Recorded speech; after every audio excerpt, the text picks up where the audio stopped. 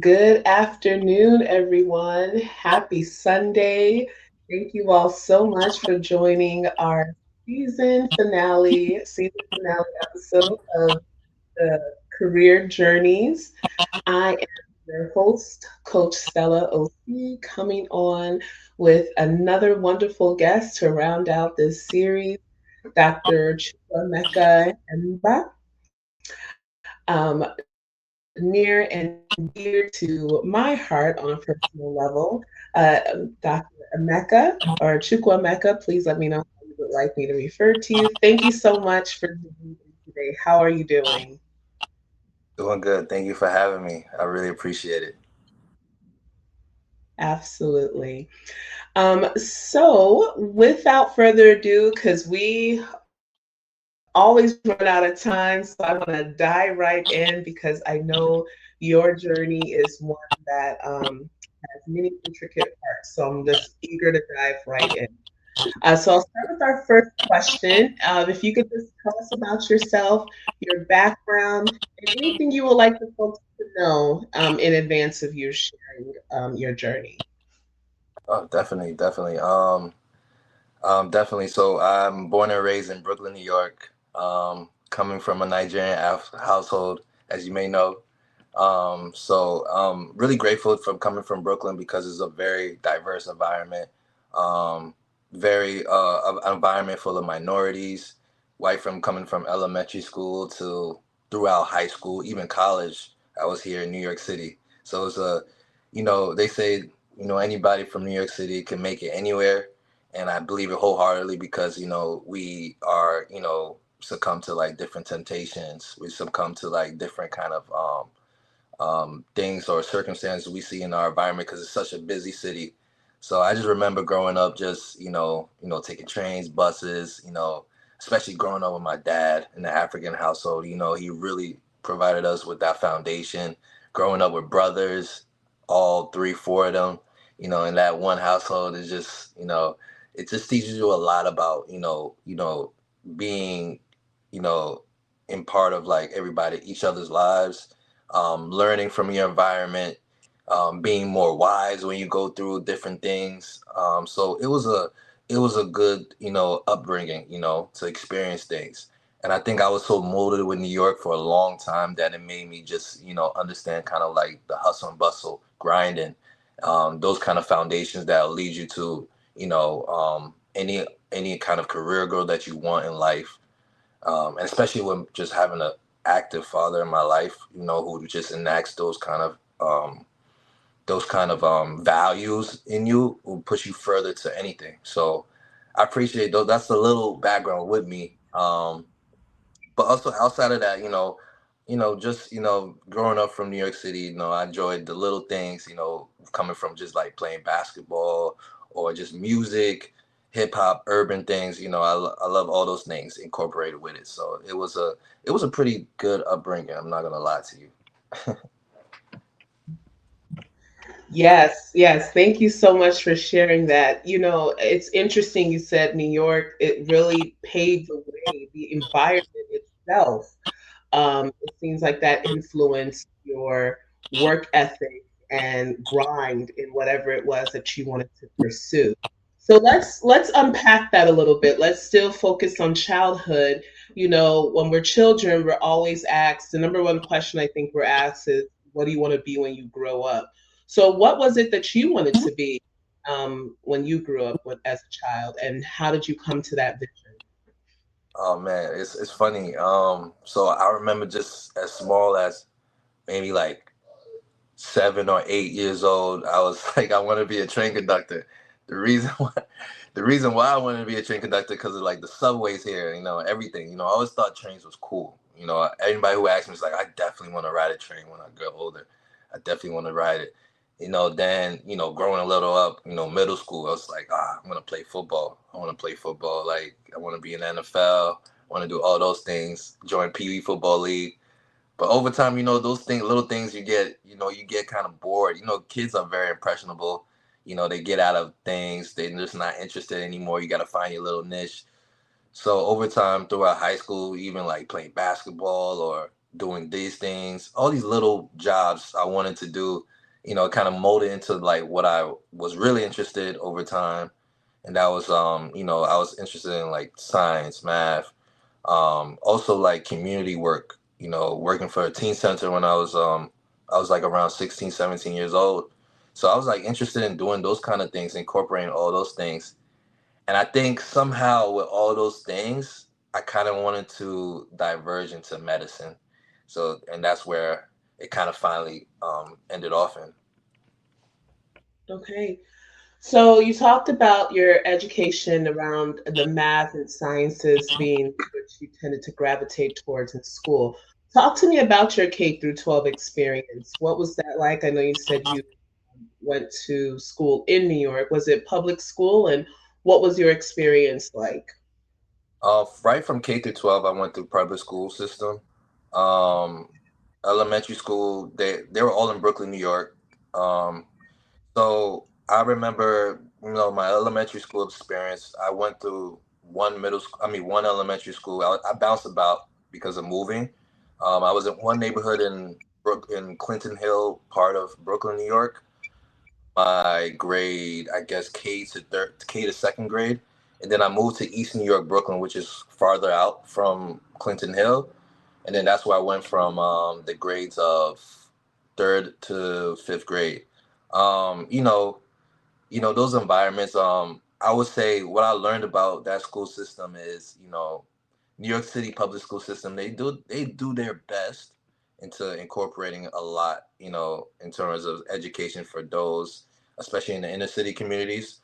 I just remember, just coming from my background, my dad would always tell me, you gotta go hard, and you gotta go hard in school. There's no way about it. You gotta do your homework. I remember coming from school every day. The first thing I had to do was, show my dad my homework. Like, what are the objectives from today? Like, what did you have to do?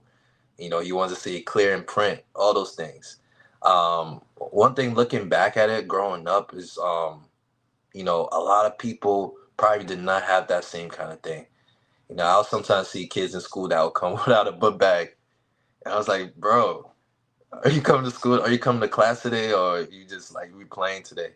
But I just know that there's certain things, not just from you know people tend to blame the school system, as a failure, but there's sometimes there are things that are going on behind the scenes that a lot of people don't know. And I was just grateful because each time, there's, like I mentioned before, temptations. Sometimes you don't even want to go to class. You just want to skip school. You want to just do other things. But I'm just grateful I had somebody who kept, enacting that value that education is very important. So, just being on top of it, on top of citywide state exams, studying and doing all those things. So it kind of guided me throughout, my K to 12. Um, every time, I mean, there's always kind of like, you got to learn how to maneuver each grade. There's always kind of like those kind of learning curves, but I'm just grateful that, I had someone who constantly told me, like push me forward to like the next goal each time around. So that's what really helped me a lot. That's awesome. Awesome. Parents who hold you accountable of doing the work. I love it. And Mhm. it's a huge impact in a child's success. So thank you for sharing the impact your dad, your family had on you. So let's fast forward to college. You said I heard you earlier talk about remained in New York for college. Talk to me about your college exploration. How did you come to choose it? What did you major in? And some highlights from your undergraduate experience. So I attended Lehman College. It's under the City University of New York, a 4-year college. So I got there. I said it would be a more easy transition just be in New York City. And it's in the Bronx, New York. It was I had a good experience in college. Like, college was a whole different playing field. It's different from high school. Like, nobody is telling you what to do. You're paying the money, you're paying your tuition. Nobody's really gonna be on your back saying, "Why didn't you do your homework?"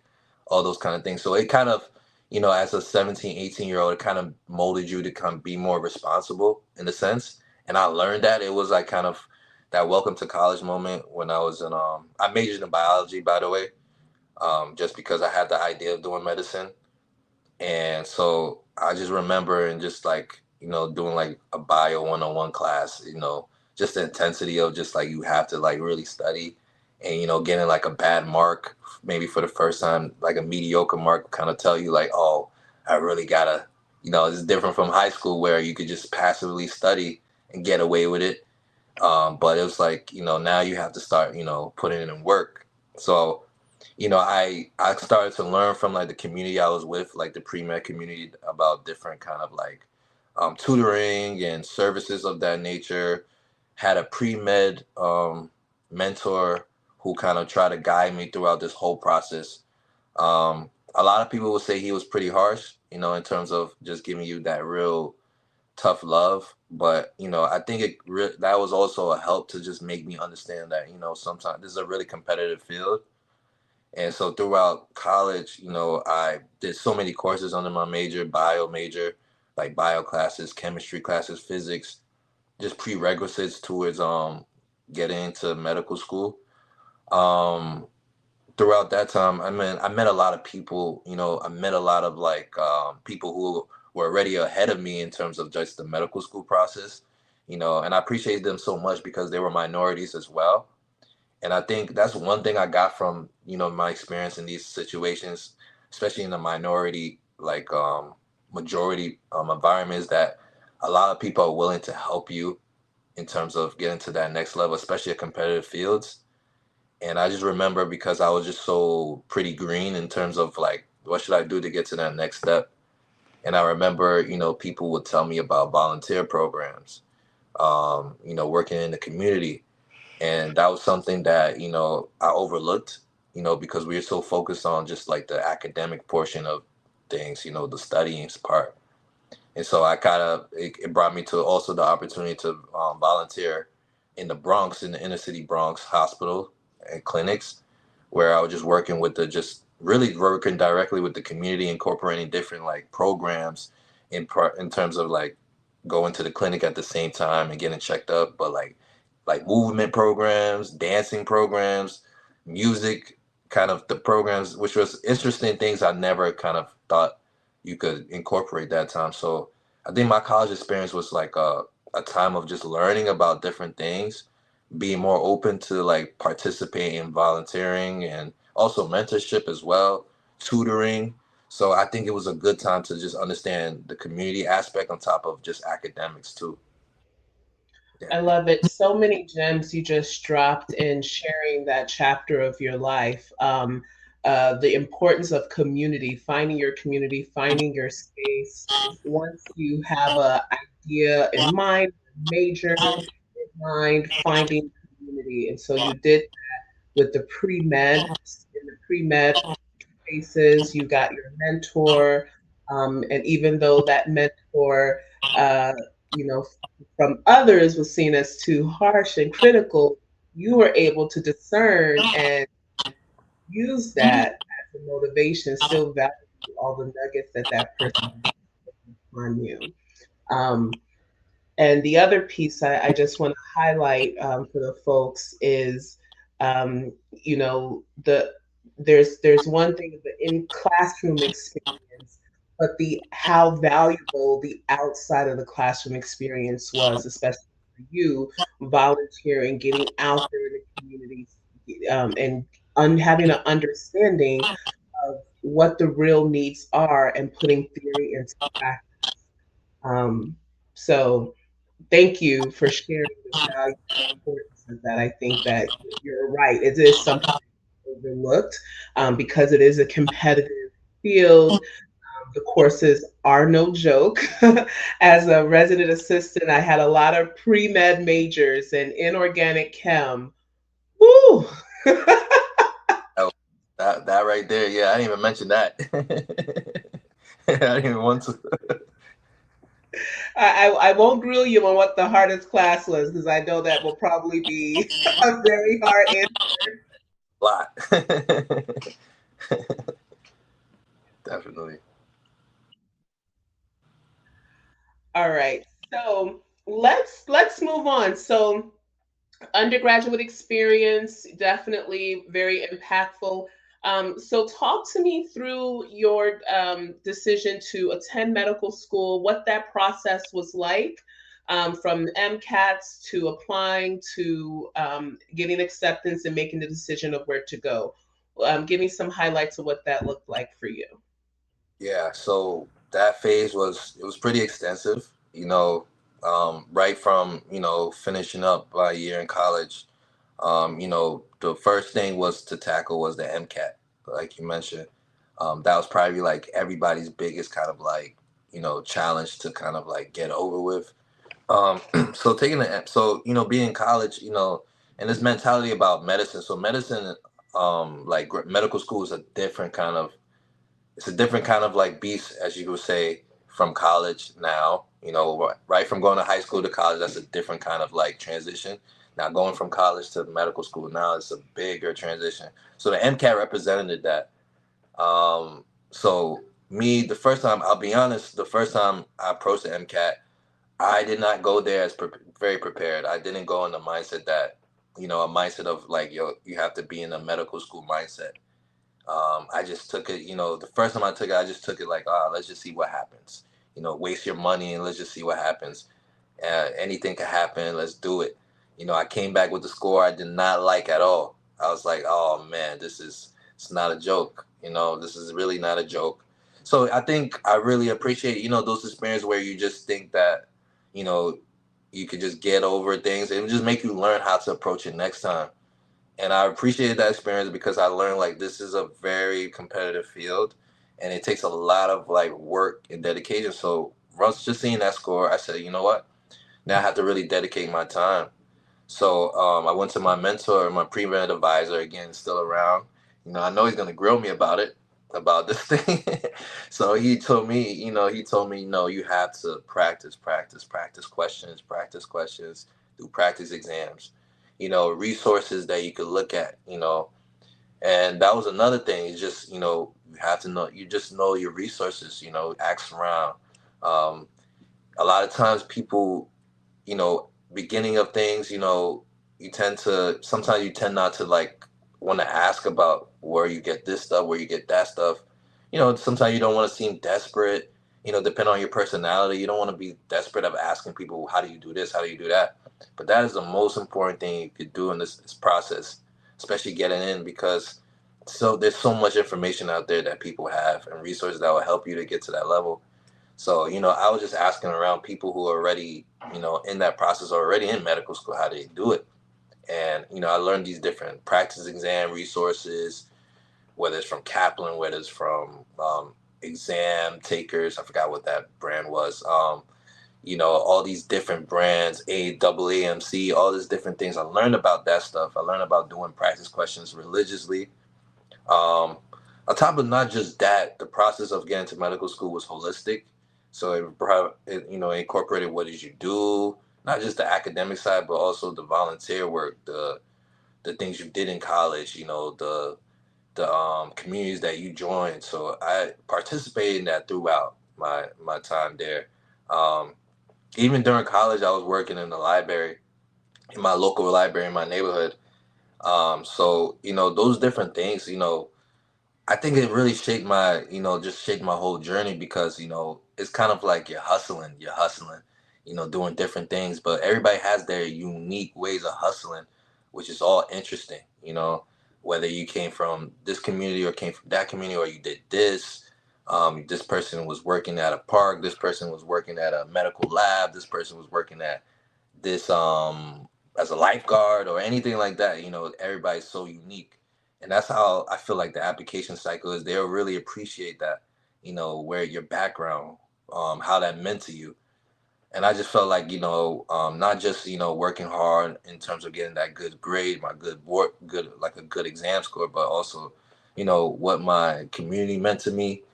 And I think just between just working at where I was working at in the library, volunteering in the Bronx, New York, being part of like other community programs around my area, it meant a lot to me. Like I met other people who had similar backgrounds as me, and we was like, going for the same grind. So I appreciate that a lot, because sometimes you could just feel really like, the competition is so high that you just sometimes you feel below others. But when you see other people with similar faces, is like it just like makes the transition so smooth.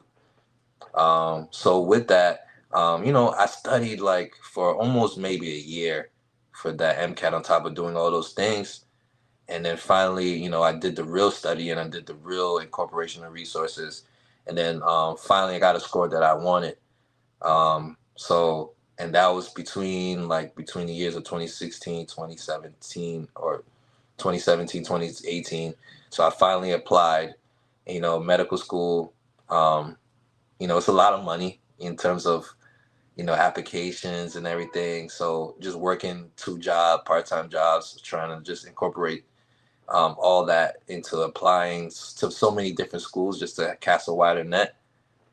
And it took, it was a long process. It's a very long process. It's hard sometimes. It's very hard because you're just waiting for an answer, hoping that these interviews will give you that chance.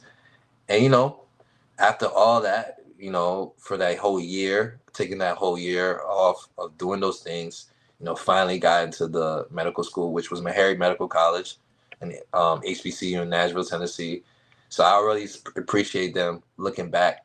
That was like almost, how many years ago was that? 2018? That's like that was like 6 years ago, 7 years ago. Wow.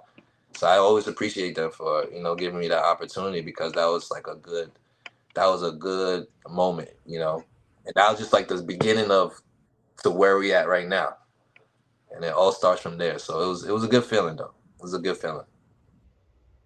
Yes. Thank you for sharing. You made the decision to go from New York to uh, uh, to an HBCU. So undergrad in New York City to HBCU in the South. Yeah. Talk to me about what that transition was like. What are some highlights? Oh man, I just remember that flight because like I got accepted like the tours like the last minute. That was like maybe June, like May or June. So I was more excited than anything. I didn't even care about the location. I didn't really.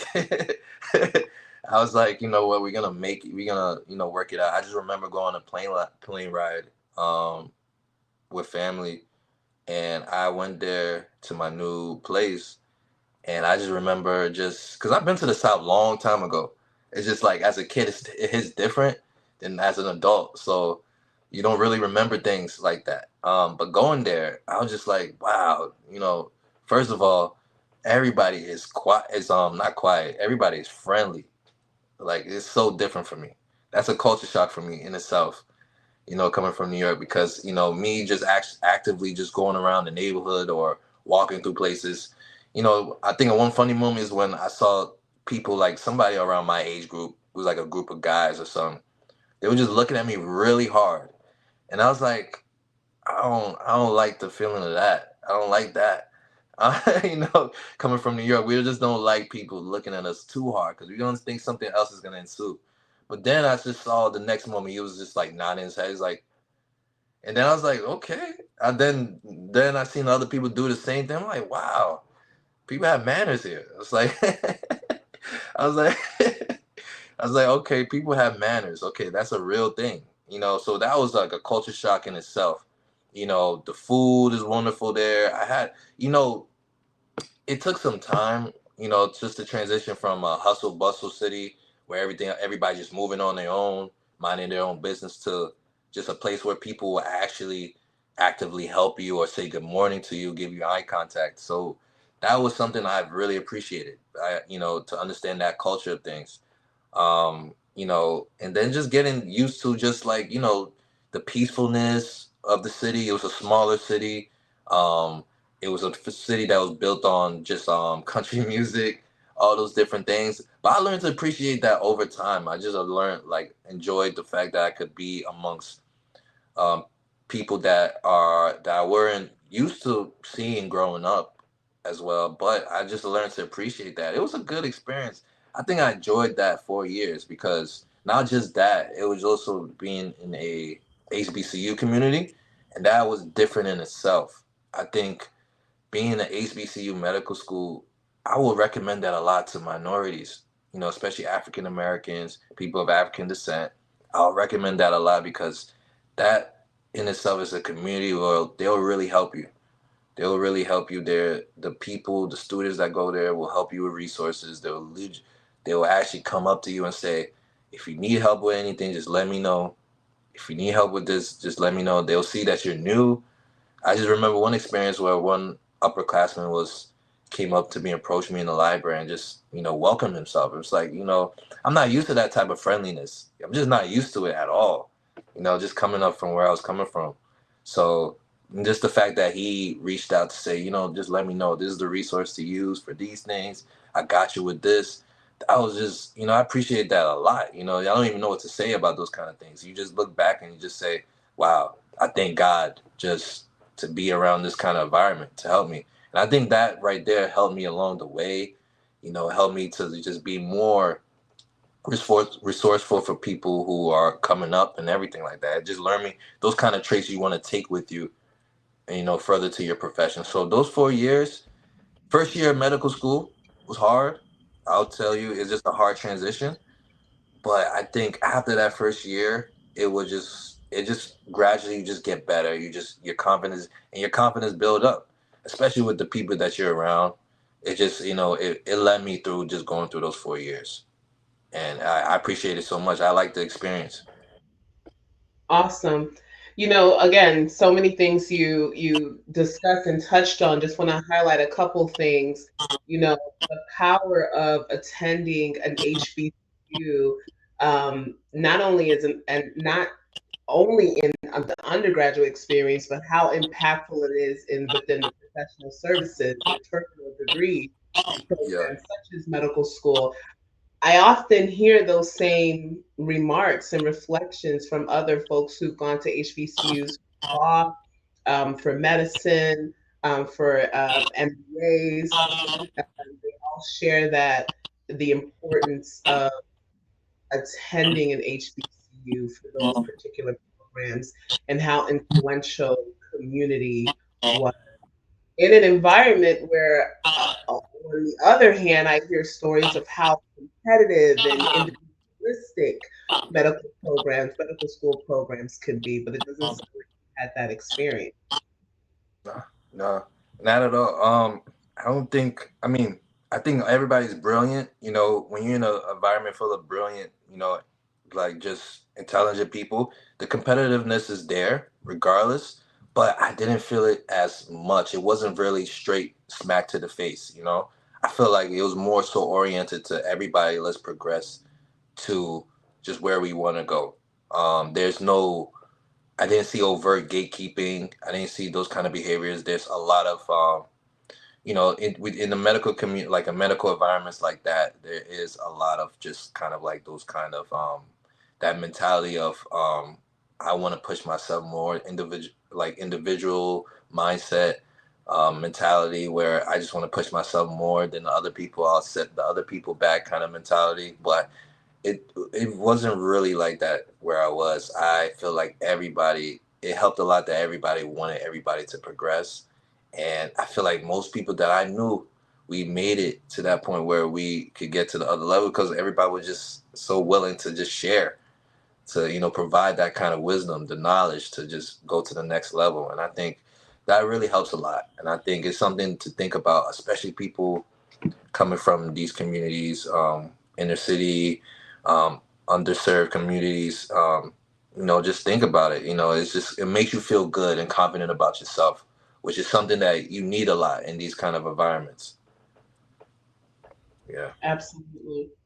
Absolutely. So let's fast forward, for the sake of time. I can sit here and Yeah. unpack more of medical school because I know there are some stories in there. Um, but let's talk through residency. So you got through medical school, it's time for residency. Can you walk me through that process of applying, interviewing, and selecting, Yeah. or making a decision or matching? Yeah. Some Yeah. highlights Yeah. A that lot. chapter. It's a lot. I'll try to break it as simple as I can. So right fourth year came around. I was interested in internal medicine. I just chose a field that I just, me, I just like to be flexible. I chose a field that I have so many opportunities to work from, specialties to work from. So I chose internal medicine. So we go through this matching kind of process where we apply to so many schools across the country. I chose schools. I try to cast a wider net, just like with med school, in like areas like in the East Coast, preferably the South as well, in the Midwest. So I applied as much schools as possible just to have a better, chance of getting into places. Um, so I, so my process, for some reason that time I wanted to go to Washington D.C. So I was applying there. I guess other places that I was thinking about was like Atlanta, Georgia, Texas, probably, also Chicago as well. Um, so the thing with that, when that whole process went, when I applied, we have like this interval where we wait until when we make submit our applications. We wait, whichever interviews come up, so they'll pop up throughout the course of months, just pop up with interviews. So I noticed that I was getting like different interviews from different areas over time. One of them that kind of stood out to me was in Chicago. They reached out to me. I guess they were just interested in kind of just getting to know me better. And initially I didn't apply to that particular program, which was the University of Illinois, but I didn't really I guess it didn't like cross my mind during the time. But they were so interested.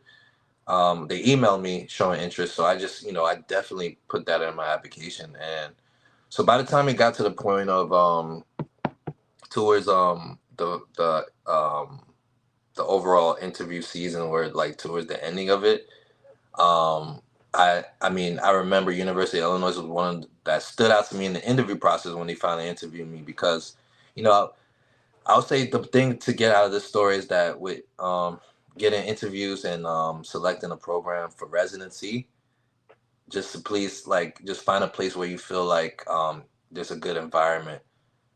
You'll see that a lot in the interviews with the residents themselves, not just the person telling you, "Oh, come to my program," like the program director.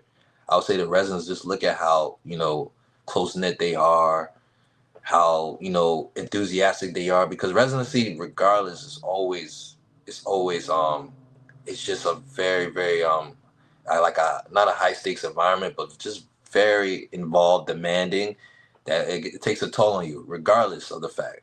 But if you're in a community that makes you feel supported throughout the whole thing, I would say please just go with that, because at least you guys can go through all of those tough hours, those long grueling times in the hospital together in a very just supportive environment. It'll make you just progress further. So that's something I noticed with University of Illinois amongst other programs. I even had people like Morehouse, even places in New York City, but I just, I didn't get as same as a vibe as the University of Illinois. So, over time I said, I'm gonna rank it number one. And then throughout that time, by the time I got to the point of the ending of the mass process, thankfully, they selected me as my first choice. So, and that was like around May of 2022. What was it? May of 2022. It was I forgot what month we was mad. March. Yes. So that time, so I was grateful for it. I'm not sure if you wanted me to go into the residency experience itself. I'll cut it short though, because that's a long one. Yes, if you could, this is, your last chapter, but if you could share some highlights of residency, and in that, and end that with where are you now in the profession? Um, yes, so residency highlights, and then where are you now in the profession? Yeah, so I mean, with residency, once I got matched, I moved to Chicago. That transition just right to it. So now residency, I would say amongst all the experiences, it was a very that one was like the most, it was challenging. I would say definitely the first year. I mean, this is like a experience where your first time you're actually working with real life patients. You're incorporating everything that you learned throughout the years, throughout those medical school years. Now you're incorporating in real life situations. Now the thing about what's hard about, residency and working first time in like the actual field of medicine is just like you learning about the system of things. It's not even about the medicine. I think what really is a big learning curve is the system of the hospital, how it operates, the people that kind of manage it, learning about how things can get through for the sake of the patients. And that's where the biggest burnout comes from, I would say. And like I say, the most important thing for anybody who's applying is, please be in like an environment that is very supportive, because it will take you a long way. You could go through so many hours. You work 80 hours a week, but at the end of it, you're being supported. At the end of the day, even if you made a mistake, you won't feel, so hard on yourself, because people there will just cheer, will at least try to help you and cheer you up and mold you to becoming a better doctor. So I think that first year was like just a big learning curve, because learning about the system, you know, learning about patient populations, learning about what is really the real big issue in terms of healthcare. It'll just make you open your eyes a lot. It's like a lot of learning, not just the medicine itself. It's just learning about healthcare, how it is in our country. And I feel like it was a big eye opener as a first year. And then becoming like a senior resident, it gave me the opportunity just to learn, like, okay, this is how my mindset is throughout working in the hospital. This is how it is to become a leader. And sometimes there's so many moments where you feel like you're not doing your best, but if you look back all the time, those hours, those days that pass by, you learn so much. You don't even know the person you become, and it's crazy. And I think it comes with when you go through those kind of like ups and downs, those moments, it build your confidence to a higher level, like a way higher level. Um, there's so many reports on burnout amongst physicians, especially residents, and I know, and it's it's so unfortunate, because it's a lot of times is because of the environment they're in.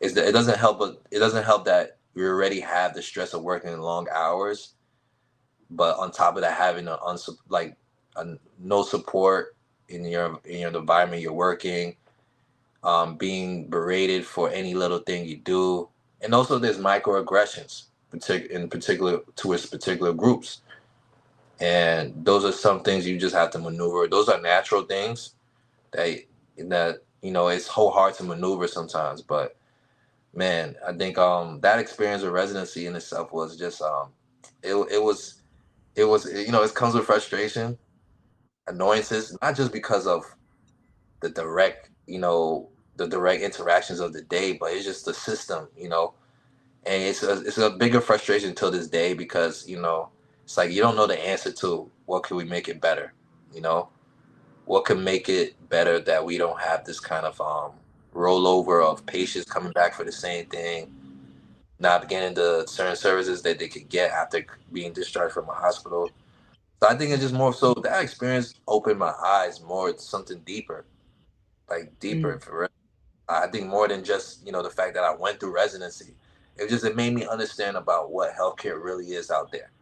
Mm. We as human beings, if we separate the fact of just working as a healthcare professional, you'll know that it's important that somebody gets the care they needed, you know.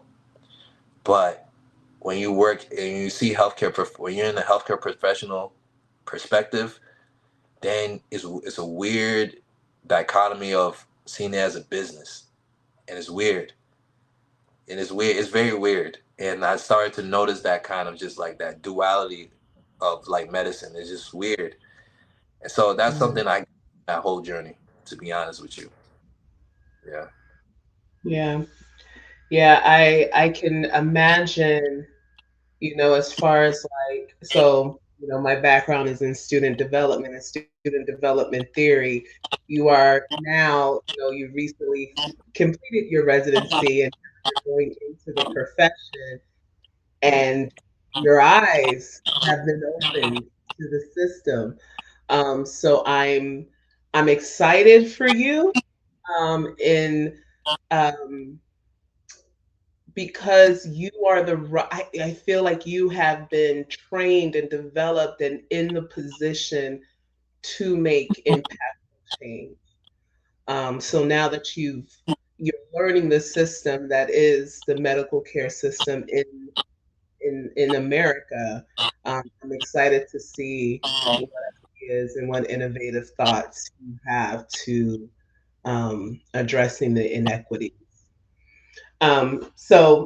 But with that, I know we are at time. Thank you so much, Dr. Chukwemeka, in sharing your journey.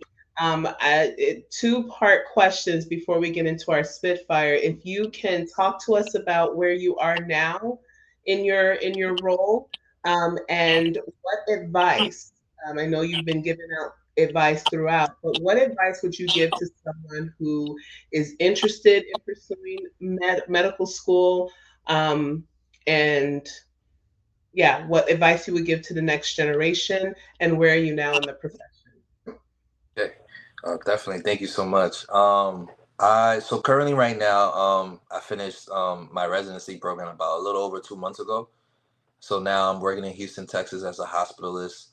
So I'm really excited about that journey. Just to finally have the opportunity to be autonomous. Work on my own and push that effort. Into finding what's good for the sake of just patient care across many communities.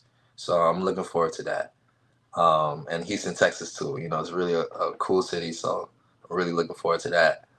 Um, so my advice for anybody, for the youth or whoever's up and coming, going into medicine, is just always, don't let anything deter you, from being motivated towards that goal.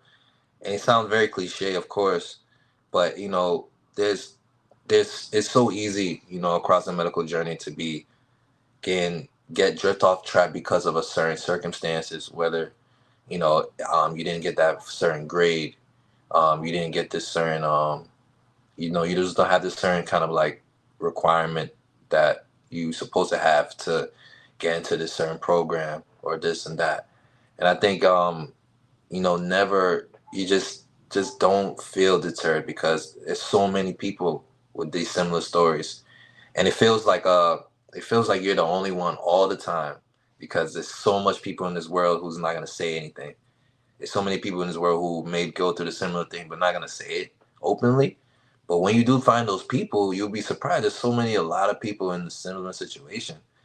And that's why I say, be don't ever be afraid to ask for help. That's another thing. Whether you're a shy person, naturally reserved, just ask for help because you don't know where that will take you. Those little resources, because one thing about resources is that is sometimes it's very scarce. Sometimes those resources are very expensive, and those are also limitations in itself. To hinder you from going to your journey. Sometimes you'll meet a person that knows how to get around those certain things. Give you kind of like the leeway to get your hands on these certain things that are progressing people. So asking for help is a big one. And I think going through your medical journey, do not let people ruin your confidence. It's a big confidence goes a long way, and it takes a long time to build, and it builds gradually. It doesn't stop in one place. You don't have just the all around confidence in one take. It keeps building over years and years and years, even outside of just coming out of residency training. It's going to build when you become an attending or a specialized physician, whatever specialty you're in. It just keeps building over years. That's why sometimes you'll meet a 70-year-old attending and you wonder how the hell do you know all of this stuff? You're just spitting out in your head, and then you realize like, man, this guy's been working over 30 years. Of course he's gonna know all of this. So I used to think like that, and I was like, it all comes with experience. It's like a really big factor in confidence. And I think when you put yourself out there, just keep on putting your hours into whether studying or working in this place, you'll see over time, if you look back at yourself, your old self, you're gonna be like, oh, this is real different from where I was. Even the way you talk to people, they'll notice that. So it just, I think time and experience, it it kind of coincides with hard work. It take you there, and I think people should never quit in what they want to do. And I think there was another thing on top of that whole thing, on top of just time and experience and confidence, is to never let any kind of like negative things that comes with just working in certain environments like microaggressions and competitiveness, to let you feel like you're less of a person than you are, because those things that just comes with the confidence too, showcasing your talent. I think you just try your it's easier said than done, because you just when you're in such a competitive field, you just feel like you have to be on your best. But sometimes that your best is just looking right at you in your face, but you don't know it because of just everybody else is just fogging that screen. So I think if you just keep your mindset, positive outlook as best as you can, it will take you places, and people will appreciate that later on. So that's my advice. Awesome. All great advice. All great advice, especially, with the mindset, also having the foundation of people or your village to remind you of who you are when you tend to forget, which is what you expanded upon throughout our time together today. So thank you so much for sharing your journey with us. It's been quite a journey, and a journey that I have had the privilege of seeing firsthand, and that what makes me so excited for you as you embark in this field, in this complex field. Um, but I'm grateful to you and grateful to many others who answer the call to serve and care for everyone. So thank you so much for taking the time to share your journey with us. I do have some Spitfire questions for you, and I struggled in this because I always like to ask questions that would resonate with my interviewees. But for you, I mean, we got Brooklyn, we got the South, we got Chicago. There's so many ways I can go with this, but as a native Chicagoan, I gotta ask the Yeah, yeah, yeah. pizza, the pizza. Of course. What's Pe- what say you? what's the question again? What's the better pizza? Who's pizza? Who's number one? Is it New York or Chicago? I answered this question so many times. I'm not even trying to be biased. This is the truth. But it has to be New York. It has to be. It has to be. You don't want to Nope. be biased when you lead with that. When you lead with the bias, I know that's probably the number one question you get asked. And I won't even go into the how New Yorkers how y'all bash our deep dish pizza. So I won't even give you the mic for that. All Yeah, right. yeah. My Got next a little. question. What's that? I said y'all got a little something with that. Okay. I'll take it. I'll take it. But I've heard hurtful comments about Yeah, our yeah. deep dish pizza workers. A lot of. Okay. So our next question: what song can you play that automatically shifts your mood? What song did I play that automatically shifts my mood? Man, phew, I, I'm trying to think. There's so many songs that I listen to, but I'm trying to think of songs that kind of puts me into like way back in like a nostalgic mood. Kind of like back in the day. I don't know the particular song, but I think like an artist or artist that I'll listen to that'll put me back into the days when I was like in Brooklyn, or like living as a kid, or something was like people like Drake or Lil Wayne or something like that, because those are people that I was listening to like in middle school, I just remembered like those direct moments in class where, you know, it just brings back that innocence, you know, when you would just like, you know, you just come back, go to school, come back, you know, eat your lunch, you know, whatever you do after school program, all those things. So it just takes me back. No particular song or anything, but I just remember those artists in particular. I'm thinking of some. There's Yeah. somebody in mind, but I can't really think of it too. But I'll get back to it. All right. No worries. All right. And so my last question, if you didn't have to work, how would you spend your 50 hours plus a week? What would you be doing? Yeah, that's a great question. Well, that's a good question. I would say my 50 plus hours a week. I would honestly, I would, I would try to do community oriented work because I think I've done that through my time as a youth and just working in like community centers, the library. I was working in parks as well, and I think I would like to just work somewhere where it's just community oriented, whether it's kind of just like mentorship or providing services for the youth, especially.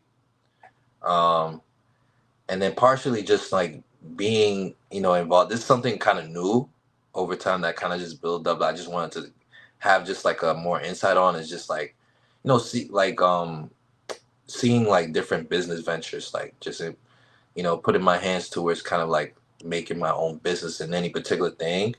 So that's something I kind of like want to do now with the more time I have with work and its flexibility. Just like embark on like business ventures and know things that I really like that I just want to like make a business out of.